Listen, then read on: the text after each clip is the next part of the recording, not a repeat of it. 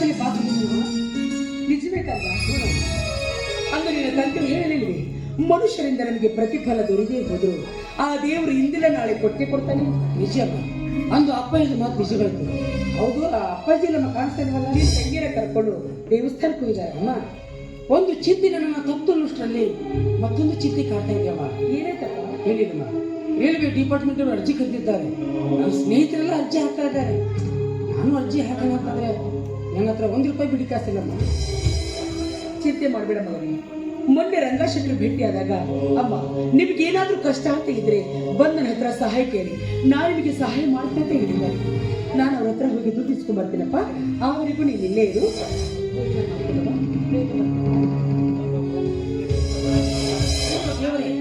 ನಮ್ಮನ್ನ ಹಡದ ತಪ್ಪಿಗೆ ಇಷ್ಟೊಂದು ಕಷ್ಟ ಕೊಡ್ಬೇಕು ನಾವು ತಂದೆ ತಾಯಿಗಳಿಗೆ.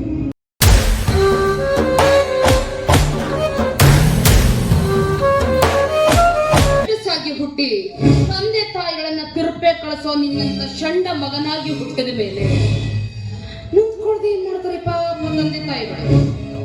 ಯಮ್ಮ, ಯಾಕೆ ಮನೆ ಇಷ್ಟು ಕೆಂದ ಕಾಡ್ತಾ ಇದೀಯ ನೀನು? ನಿನ್ನ ಜೊತೆ ಒಂದು ಮಾಸಿಂದ ಮಾತಾಡ್ಸಿಲ್ಲ.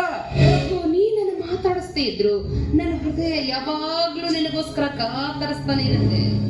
ವಿವೇಕಶಾಲಿಯಾಗಿ ಪ್ರಸಂಗ ಯಾಕೆ ಬರುತ್ತೋ ಕೊಡೆ ಹಿಡಿಬೇಕು. ನೀನನ್ನು ಮಾತಾಡಿಸ್ಕೊಟ್ರೆ ನೀನು ಕೇಳಿದಷ್ಟು ಹಣ ಕೊಡ್ತೀನಿ. ನಿನ್ನೆಲ್ಲ ತೂಗು ಮಂಚದ ಮೇಲೆ ಕೂಡಿಸಿ ತುಂಬ್ತೀನಿ. ಏನಂತೀಯ? ಈ ನಿಮ್ಮ ಹೊಲಸು ಮಾತು ಕೇಳ್ತಾ ಇದ್ರೆ ಈ ಮನೆಯಲ್ಲಿ ನಿನ್ನದಕ್ಕೂ ಮನಸ್ಸಾಗ್ತಾ ಇಲ್ಲ. ರಘು, ನೀನ್ ನನ್ನನ್ನೆಷ್ಟು ತುಚ್ಛವಾಗಿ ಕಂಡ್ರು ನಂಗೆ ಸಿಟ್ಟು ಬರಲ್ಲ. ನಿನ್ನ ಅಣ್ಣನಿಂದ ಸಿಗಲಾರದ ತೃಪ್ತಿಯನ್ನ ನಾನು ನಿನ್ನಲ್ಲಿ ಬಯಸೋದ.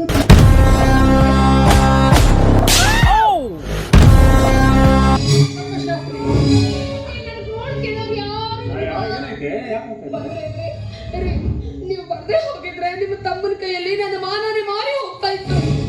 ನೀವೆಲ್ಲ ಸಮಯ ನೋಡ್ಕೊಂಡು ನಿಮ್ ತಮ್ಮ ನನ್ನ ಮೇಲೆ ಬಲಾತ್ಕಾರ ಮಾಡಲು ಮುಂದಾಗಿದ್ದಾನ್ರಿ. ನನ್ನ ಮೇಲೆ ಸಿಡನೆ ಇರಿಸಿ ತಿರ್ಸ್ಕೊಳ್ತಾ ಇದೀಯಾ?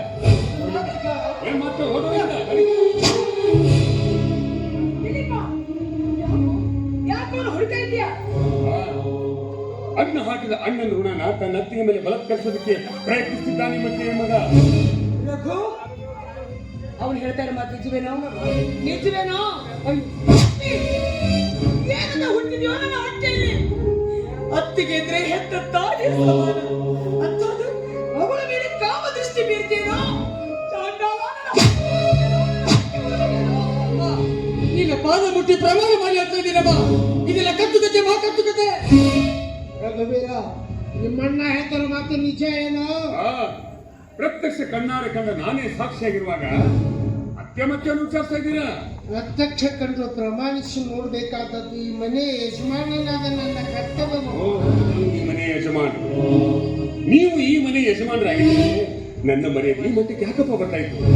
ನಿಮ್ಮ ಕಿರಿಯ ಮಗ ತಪ್ಪು ಮಾಡಿದ್ದೀನಿ ನಿಜವಾದ್ರೂ ಕೂಡ ಅವನಿಗೆ ಶಿಕ್ಷೆ ಕೊಡಲಾರ್ದೆ ನೀವೆಂತ ಯಜಮಾನ್ರಿ?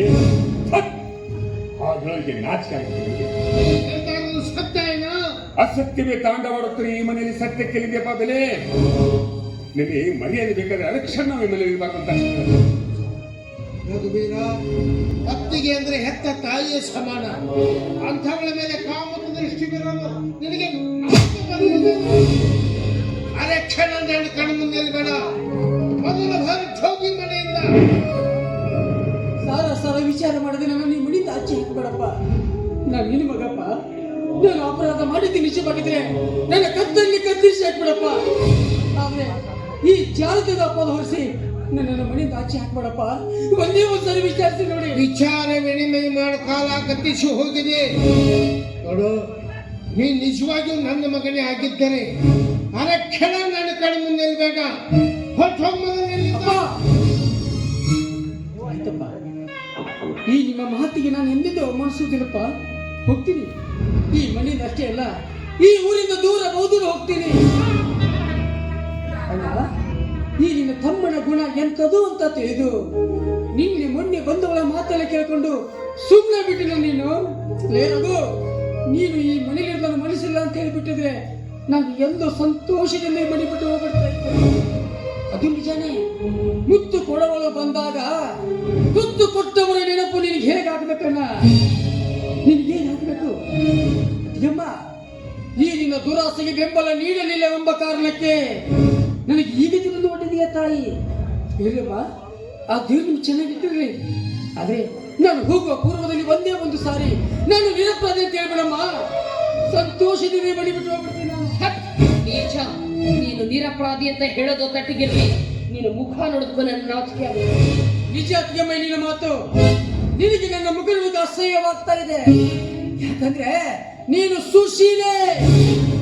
ಆದ್ರೆ ಒಂದು ಮಾತು ಚೆನ್ನಾಗಿ ಹೇಳ್ಬಿಡ್ತು ಅತ್ತಿಗೆಮ್ಮ, ಒಂದಲ್ಲ ಒಂದು ದಿನ ಸತ್ಯ ಸಂಗತಿ ಹೊರಗಡೆ ಬಿದ್ದೇ ಬೀಳುತ್ತೆ. ಅವಾಗ ಬೀದಿಯಲ್ಲಿ ತಿರುಗುವ ನಾಯಿ ಸಹಿತ ಈ ನಿನ್ನ ವ್ಯಕ್ತಿತ್ವಕ್ಕೆ ಬೆಲೆ ಕೊಡುವುದಿಲ್ಲ. ಚೆನ್ನಾಗಿ ಹೇಳ್ಬಿಡ್ಕೋ. ಇವನು ಮಾತು ಕೇಳ್ತಾ ನಿಂತ್ರೆ ನಮ್ ತಲೆ ಕೆಡುತ್ತೆ. ನಿಮ್ಗೆ ಬಿಸಿ ಬಿಸಿಯಾಗಿ ಕಾಫಿ ಮಾಡ್ತಾರೆ.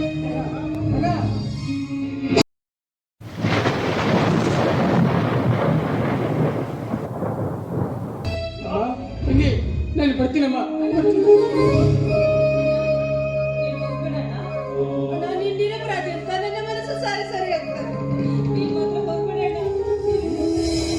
ನಾನು ನಿರಪರಾಧಿ ಅಂತ ನೀವು ಒಬ್ಬರಾದ್ರೂ ಹೇಳ್ತಾ ಇದ್ದೇನಮ್ಮ. ಈ ನಿನ್ನ ಅಣ್ಣನ ಮನಸ್ಸಿಗೆ ಬಹಳ ಸಂತೋಷವಾಗ್ತದೆ. ಆದ್ರೆ ತಂಗಿಮ್ಮ, ಬೆನ್ನಿಂದ ಹುಟ್ಟಿ ಬಂದಿರುವ ತಂಗಿಗೆ ಮದುವೆ ಮಾಡಿಸಿ ನಗು ನಗುತ್ತಾ ಗಂಡನ ಮನೆ ಕಳಿಸ್ಕೊಡ್ಬೇಕಾದಿದ್ದು ಪ್ರತಿಯೊಬ್ಬ ಅಣ್ಣನಾದ ಆತ್ಮಿಕ ಕರ್ತವ್ಯ. ಈ ಜನ್ಮದಲ್ಲಿ ಆ ಭಾಗ್ಯನ ಪಡೆದುಕೊಂಡು ಬಂದಿಲ್ಲ. ಮುಂದಿನ ಜನ್ಮ ಅಂತ ಬಂದಿದ್ರೆ ನಿನ್ನ ಹೊಟ್ಟೆಲುಟ್ಟಿ ನಿನ್ನ ಮಗನಾಗಿ ನಿನ್ನ ಮುಟ್ಟಿಸ್ಕೊಂಡು ಹೇಳಮ್ಮ ತಂದೆಗೆ ನಿನ್ನ ಮನೆಯಿಂದ ಆಚೆ ಒಳ್ಳೆ ತನಗೆ ಈ ಭೂಮಿಯಲ್ಲಿ ಕಷ್ಟ ಕಟ್ಟಿಟ್ಟ ಬುದ್ಧಿ ಕಣ